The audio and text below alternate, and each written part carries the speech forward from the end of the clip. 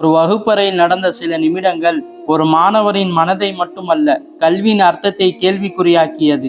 PS யூனிவர்சிட்டியில் நடந்ததாக கூறப்படும் ஒரு சம்பவம் கவனத்தை ஈர்த்துள்ளது.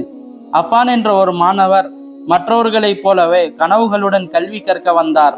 ஆனால் அந்த நாளில் புரொஃபசரின் சில வார்த்தைகள் அவரை மிகவும் பாதித்ததாக கூறப்படுகிறது.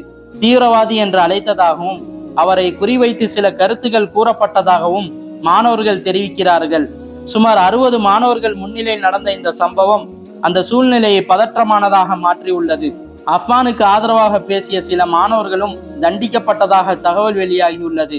உண்மையை வெளிக்கொண்டு வரும் முக்கிய ஆதாரமாக இருக்கக்கூடிய CCTV காட்சிகளும் நீக்கப்பட்டதாக கூறப்படுகிறது. புரொஃபசர் மன்னிப்பு கேட்டதாக தகவல் இருந்தாலும் மாணவரிடத்தில் சென்றதாக இல்லை. கல்வி என்பது புத்தக அறிவை மட்டும் கொடுக்காது, மனித நேயத்தை வளர்க்க வேண்டும். ஒரு புரொஃபசரின் வார்த்தை ஒரு மாணவரை உருவாக்கவும் முடியும், உடைக்கவும் முடியும். மதம் வேறுபட்டாலும் மரியாதை ஒரே மாதிரி இருக்க வேண்டும். கல்வி நிலையங்கள் அறிவு வளர்க்கும் இடமாக மட்டும் இல்லை, மனித நேயத்தை காக்கப்படும் இடமாகவும் இருக்க வேண்டும்.